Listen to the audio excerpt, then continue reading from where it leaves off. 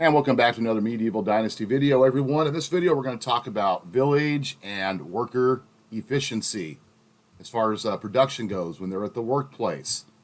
Now, I'm in the photo mode here. I'm on the village or on the valley map because I'm relocating my first original settlement over to this whole area here. I'm doing the layout, working on the layout completely different, especially with all the nice new build pieces we got from the Oxbow map. Yeah, so I thought this would be a good time to talk about worker efficiency. Now, the first and most obvious is the worker's mood. The higher their mood, the more productivity they are going to put out for you. Now, you can raise their mood by upgrading their houses. Upgrade the houses as best you can upgrade the houses with the resources you have. Decorate the houses. Make sure, of course, that they also have more than enough food, water, and firewood. But that's the first step to the worker's efficiency. The second step is where are you placing your worker in relation to their workstations? Right here you can see I'm setting up kind of a central hub in this particular area. I've got my the innkeep right down here. I've got a workshop. I have another smithy. I have a barn. I have a sewing area, a sewing building, and ideally, in a perfect virtual world, you want to put your house right on top of the workstation. But if you want a village layout to look decent, you're going to want to set your buildings up so things look pretty cool, right? I mean, believe me, my first village had houses thrown down on workstations, and it just looks really, really crappy, to be honest with you. So the best efficiency you're going to get is to keep in mind the location of your workers' houses to the workstations. So like this workstation, these workstations here are going to correlate with these houses over here, right here off in the distance, not far away in the distance. Here, let's go ahead and exit camera mode. Whoops, okay. So yeah, you can see right here what I'm talking about. So the workers I'm going to assign to these areas here, these workers are already assigned to houses. I could reassign them elsewhere, but these are the new houses. This is my housing development that I've been working on. And you can see that these houses are not that far away from these workstations over here.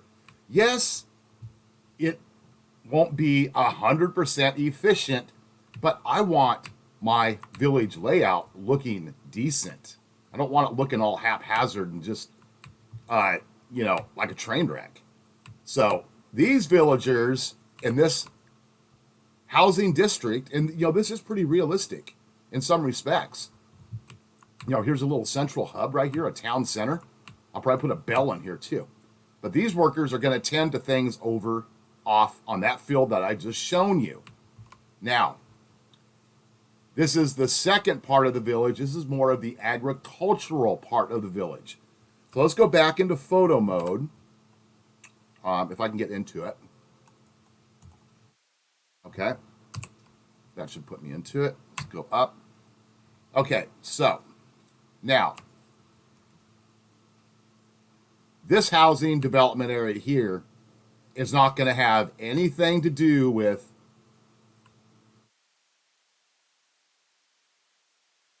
the industry over here, because that definitely is a lot further away for them to walk and get over here. That's going to lower the efficiency.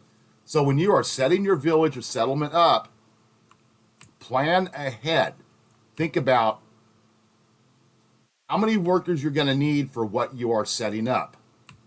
And make sure that you can set the land, use the natural grid of the compass, north, south, east, west, the way the fields align, if that's what you like to do. I like to do it that way. I like things looking decent.